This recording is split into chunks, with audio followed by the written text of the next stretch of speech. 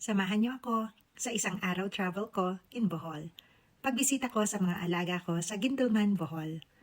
6 a.m. pa lang nasa Bohol na ako. Ang aga, no? Hindi man ako excited. First stop, Tagbilaran Compact Site. Second, Baclayon Church and Museum. Praying for healing, blessings, and new opportunities. Thanking the Lord for waking up each morning na buhay tayo, na na-open natin ang ating mga mata.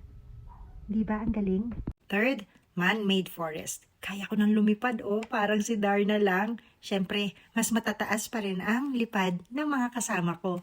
Ayun na nga, nasa butterfly garden na kami. Ang daming mga animals dito.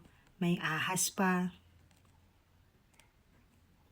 At butterfly. Lilipad na ako. Uy, nahiya pa,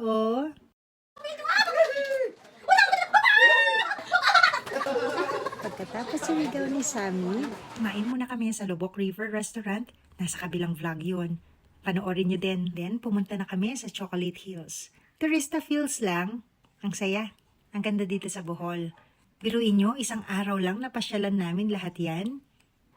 Kasi, iba talaga ang purpose ko sa pagpunta ng Bohol. Yun nga, pupuntahan ko yung mga alaga ko. Pero habang hinihintay pa namin ang pinaluto, dito muna kami. Pasyal-pasyal muna. Traveling is so refreshing, it's so rejuvenating, and we're bringing our own sunshine wherever we go. At kakantahin ko lagi, I love you, Lord, for your mercy never fails me. 'Cause all my life you have been faithful.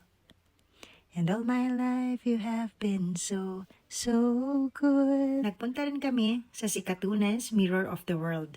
Pero nasa kabilang vlog na naman yon kasi ang daming mga Instagram worthy doon at saka marami rin kailangang i-video. Nakitakbuhan din pala ako sa mga ibon.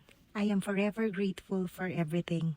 Big or small blessings, happy or sad moments, win or lose moments. All my days, I know I've been held by God's hand.